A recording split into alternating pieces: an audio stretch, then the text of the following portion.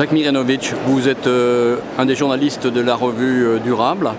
Qu'est-ce qu'on peut dire de cette revue en 2 mots?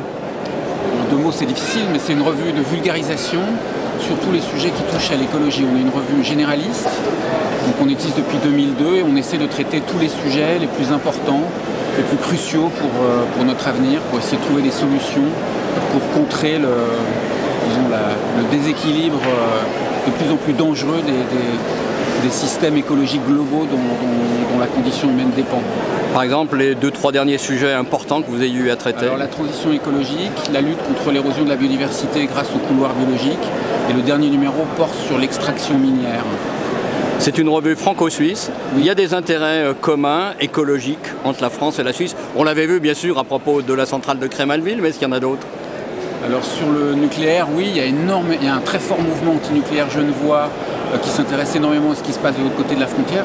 Et d'ailleurs, la République genevoise est antinucléaire. Donc dans la constitution genevoise, il est interdit d'utiliser cette énergie. Et puis, d'une manière générale, je pense que les combats sont les mêmes. Par exemple, en ce moment, on débat énormément de transition énergétique en Suisse.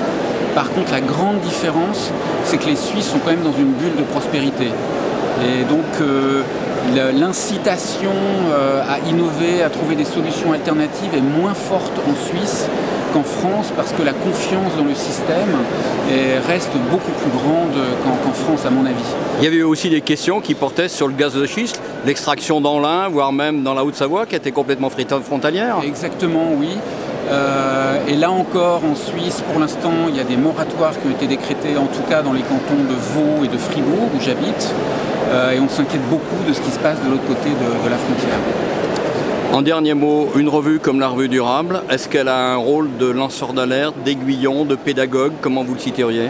Alors, la revue Durable, elle ne recherche pas les scoops, mais elle recherche les moyens de faire entendre ce cri d'alarme que les écologistes lancent depuis 3, 4, 5 décennies et qui n'est toujours pas pris en compte à la mesure dont il devrait être pris en compte. Le climat, la porte de l'avenir est en train de se fermer. La biodiversité, c'est une érosion absolument épouvantable. Et les mesures qui sont prises à l'échelle du monde et dans nos pays sont parfaitement insuffisantes. Et c'est gravissime pour l'avenir de nos propres enfants.